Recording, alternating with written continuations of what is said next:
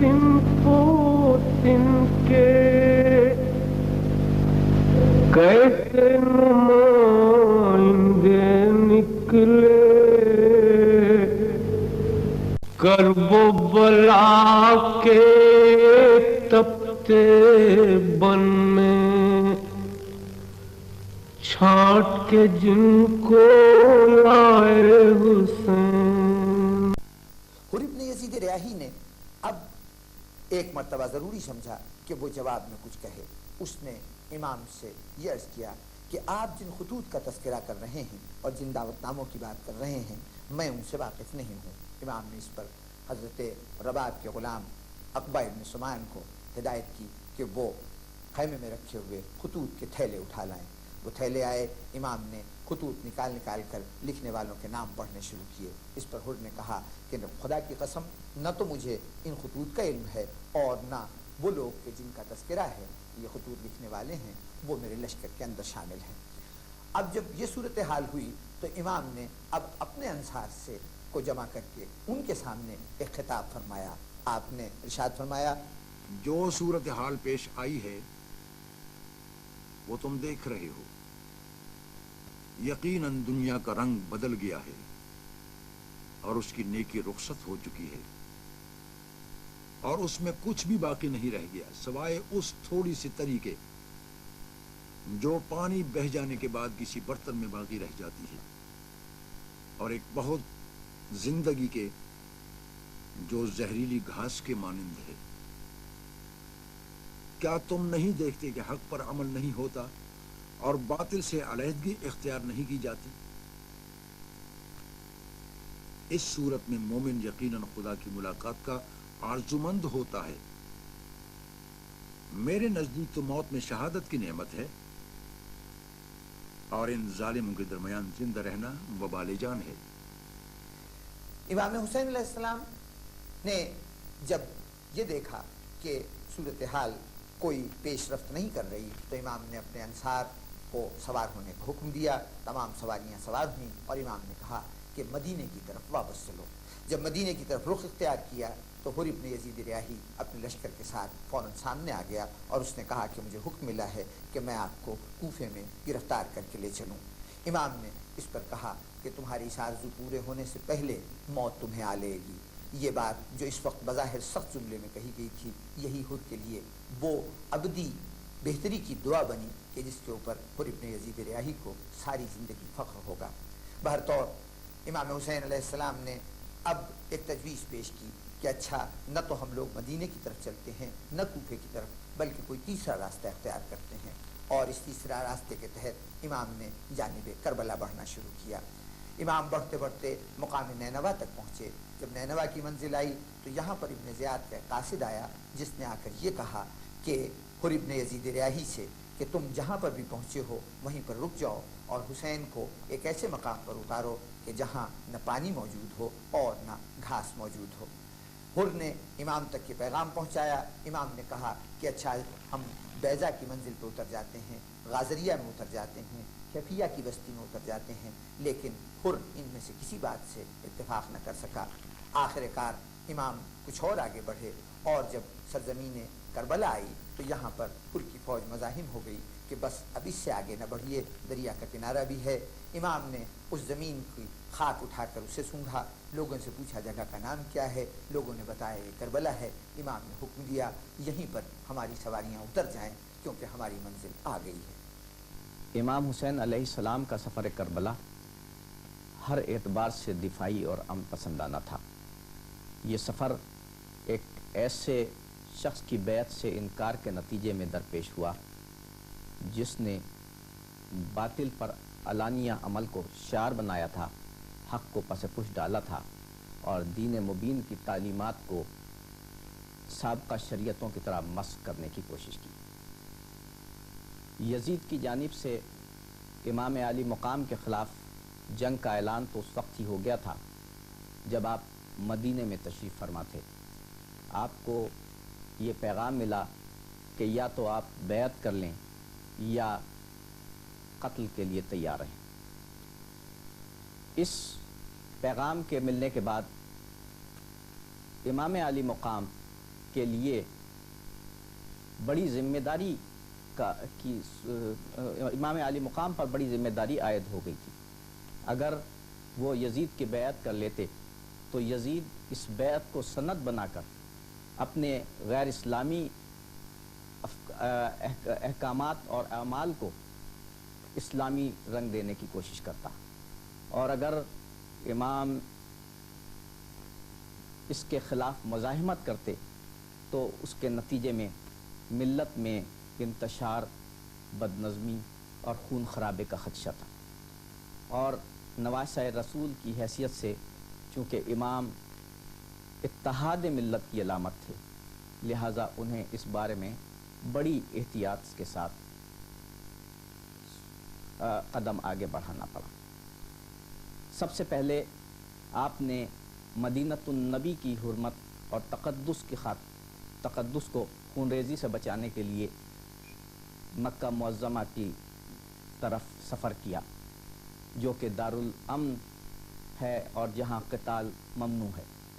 لیکن جب مکہ معظمہ میں یزید کے جاسوس پہنچے اور خانہ کعبہ میں حرم شریف میں خون ریزی کا منصوبے کا انکشاف ہوا تو آپ نے حرم کعبہ کو خون خرابے سے بچانے کے لیے، اس کے تقدس کو برقرار رکھنے کے لیے عراق کا سفر کیا.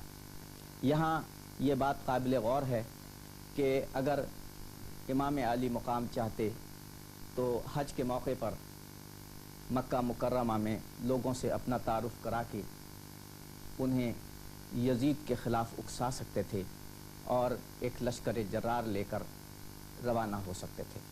لیکن آپ نے جنگ سے اور خون ریزی سے اجتناب کیا اور اپنی قربانی اور اپنے ساتھیوں کی قربانی کو ملت کے احیاء کے لیے کافی جانا.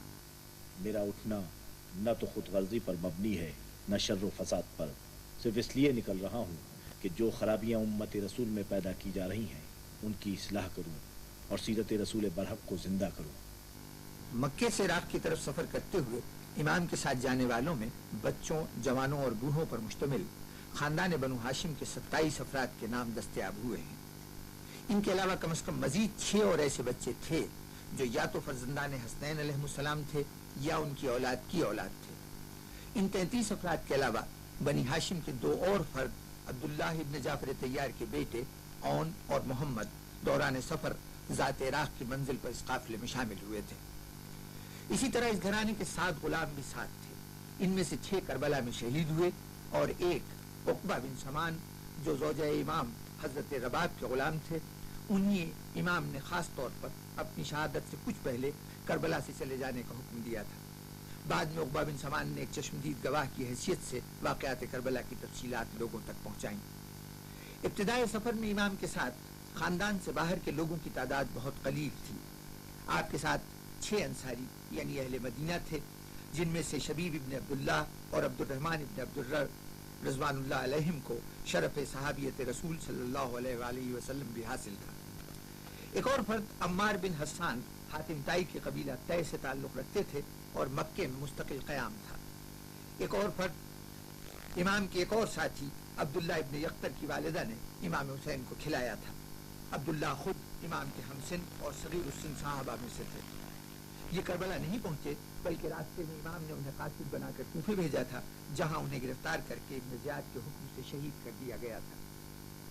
امام کے قافلے کا ایک اور جز 7 میں سے وہ 5 قاصد تھے جو امام کے نام وقتاً فوقتاً اہل کوفہ کے خطوط لائے تھے.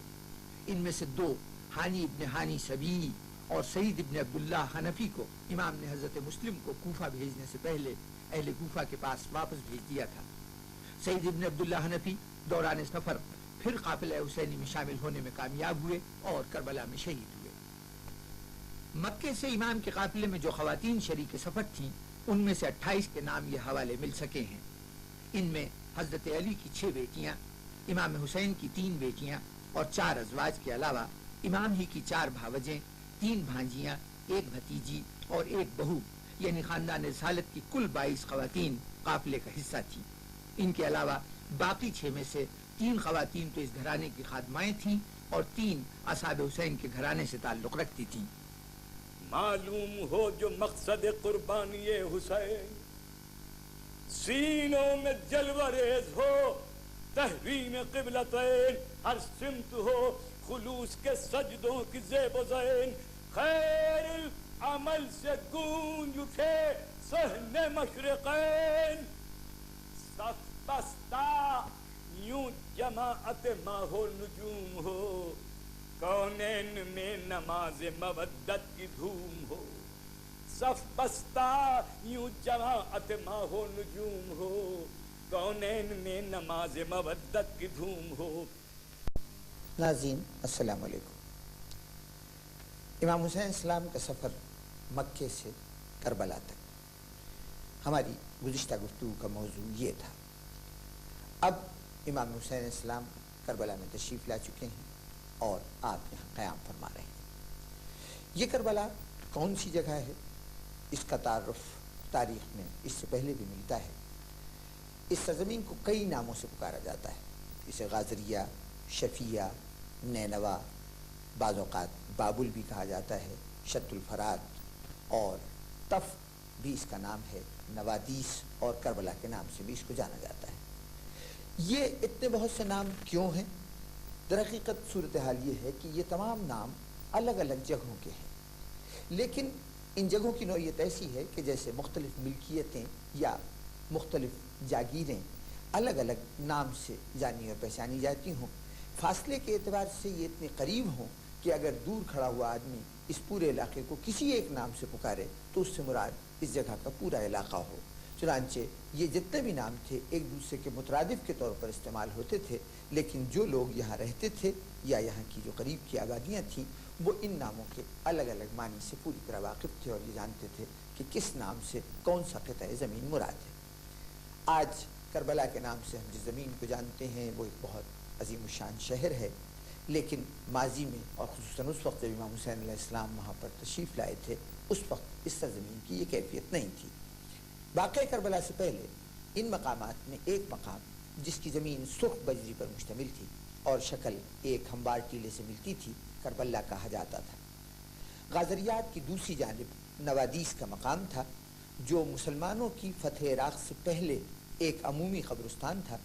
اس کے وسط میں ایک زمین حیر کہلاتی تھی، جو غالباً کبھی کسی قدیم عبادت گاہ کی حیثیت رکھتی تھی، کیونکہ اس مقام پر نامعلوم وجوہات کی بنا پر مردوں کے دفن کو مردوں کے لیے ذریعہ نجات سمجھا جاتا تھا۔ چنانچہ اس حیر کے مقام پر باہر سے مردے لا کر دفن کیے جاتے تھے۔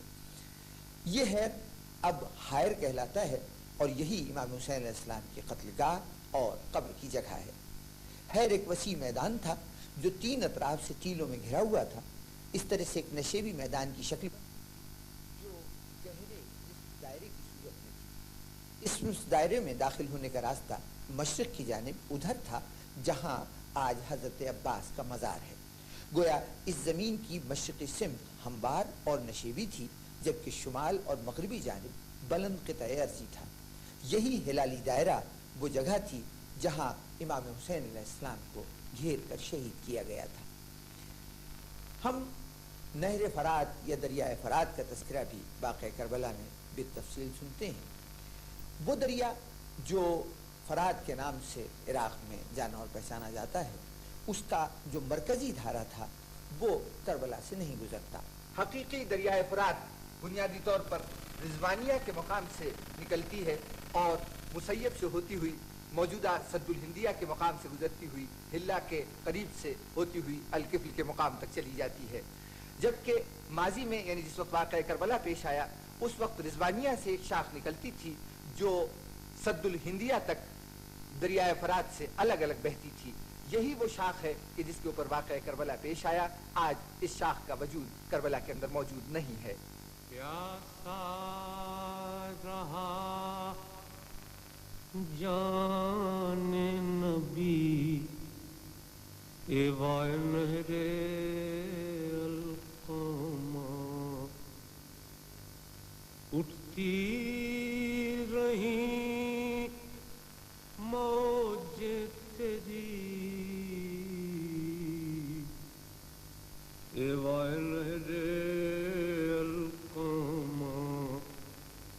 ایک مشک پانی کے لیے عباس کے شان کٹے ندی لہو کی بہ گئی ایوائے نہر القامہ۔ کربلا میں امام حسین اور ان کے ساتھیوں پر 7 محرم کو پانی بند ہو گیا۔ یقیناً غذا بھی موجود نہ ہوگی، جس طرح کہ علامہ جعفر شوستری نے لکھا ہے کہ یقیناً غذا بھی موجود نہیں تھی، اور جس طرح امام حسین علیہ السلام اور ان کے ساتھی 3 دن کے بھوکے تھے، اسی طرح 3 دن کے پیاسے بھی تھے۔ امام حسین نے کربلا کے میدان میں سوال آپ تو بار بار کیا اور پیاس کا مختلف موقعوں پر اظہار بھی کیا، مگر کوئی تاریخ ہمیں یہ نہیں بتا سکتی کہ امام حسین اور ان کے ساتھیوں میں سے کسی نے کسی بھی موقع پر بھوک کا اظہار کیا ہو یا غذا طلب کی ہو۔ ایسا کیوں ہے؟ اس لیے کہ پانی مانگنا اصول شرافت کے خلاف نہیں۔ ہر شخص دوسرے سے پانی مانگ لیا کرتا ہے، لیکن بھوک کا اظہار کرنا یا غذا طلب کرنا ایک رقیق سی بات ہے، اور اسے اصول شرافت کے خلاف سمجھا جاتا ہے۔ امام حسین، ان کے ساتھی اور ان کے اعزاء میں سے کسی نے بھی اس کو ایک لمحے کے لیے بھی برداشت نہیں کیا۔ اس سرزمین کے تعارف کے بعد اور یہاں سے گزرنے والے دریا کے تعارف کے بعد اب مناسب معلوم ہوتا ہے کہ ہم واقعات کربلا کے نشو و نما کا جائزہ لیں اور دیکھیں کہ امام حسین علیہ السلام کے یہاں پہنچنے کے بعد یا فوراً اس سے پہلے کیا واقعات پیش آئے۔ 2 محرم امام کے کربلا پہنچنے کی تاریخ ہے۔ غالباً آپ نے 2 محرم کو ہی بعد نماز صبح قصر بنی مقاتل کی منزل سے سفر کا آغاز کیا اور راستے میں حضرت علی اکبر کو اپنے خواب سے آگاہ کیا، اور حضرت علی اکبر نے جواب میں ایک مومن کامل کی شان سے فلسفہ موت و حیات بیان کیا کہ وہ موت انتہائی پسندیدہ ہے جو حق کی راہ پر چلتے ہوئے آئے۔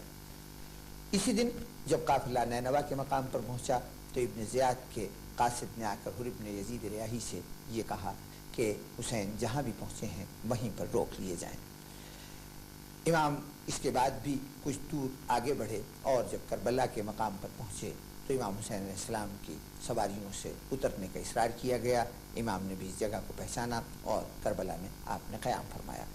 امام نے اپنے خیمے دریائے فرات کے کنارے لگائے، لیکن حر ابن یزید ریاحی نے آ کے اصرار کیا کہ چونکہ ابن زیاد کا حکم یہ ہے کہ حسین کے خیمے وہاں لگیں کہ جو بے آب و گیاہ جگہ ہو، تو اس لیے آپ یہاں سے خیمے اٹھا لیجئے۔ اور جب امام حسین علیہ السلام نے انتہائی امن پسندی کا مظاہرہ کرتے ہوئے یہاں سے خیمے اٹھائے تو خیمے اس ٹیلے پر جا کر لگائے کہ جو اس وقت کربلا کے نام سے موسوم کیا جاتا تھا۔ 3 محرم کو امام نے انصار کو جمع کر کے خیمے میں خطبہ دیا، جس میں ارشاد فرمایا کہ دنیا مجھ سے منہ پھیر چکی ہے، اگر تم یہ گمان کرتے ہو کہ مجھے تخت و اقتدار حاصل ہوگا تو بات اس سے گزر چکی ہے، اب جان دینے کے سوا کوئی اور راہ نہیں، جو کوئی طمع اور دنیا کی لالچ میں آیا ہے میں اس پر سے اپنی بیعت اٹھاتا ہوں۔ اصحاب و انصار نے اس کا جواب بڑے پرجوش اور وفا سے پر کلمات سے دیا۔ امام نے سب کو دعائے خیر دی۔ اسی دن ابن زیاد کا ایک خط امام حسین علیہ السلام کے نام آیا۔ یہ خط انتہائی شرمناک الفاظ پر مشتمل تھا کہ زیاد جیسا شخص نواس رسول امام حسین علیہ السلام کو مخاطب کرے اور مخاطب کرتے ہوئے یہ الفاظ کہے کہ مجھے تمہارے کربلا پہنچ جانے کی اطلاع موصول ہو چکی ہے، لیکن مجھے میرے امیر یزید نے حکم دیا ہے کہ میں اس وقت تک تکیے سے اپنی پشت نہ لگاؤں، شراب نہ پیوں اور سیر ہو کر غذا نہ کھاؤں جب تک تم سے یزید کی بیعت نہ لے لوں۔ یہ لب و لہجہ اور یہ انداز گفتگو یقین بدلے ہوئے زمانے اور زمانے کی لائی ہوئی افسوسناک تبدیلیوں کا مظہر تھے۔ امام حسین السلام نے اس خط کے جواب میں خاموشی اختیار کی، اور جب اس کے لیے قاصد نے اصرار کیا کہ جواب دیجئے تو امام نے کہا کہ اس خط کا کوئی جواب نہیں ہے، لکھنے والا عذاب الہی کا سزاوار ہے۔ یہی 3 تاریخ وہ تاریخ ہے کہ جب عمر ابن سعد ابن ابی وقاص کوفے سے کربلا پہنچا۔ اس کے کربلا آنے کی بنیادی وجہ یہ تھی کہ اس کو رے کی سلطنت کی لالچ دی گئی تھی۔ رے اس وقت مملکت اسلامیہ میں موجودہ ایران کے علاقے کا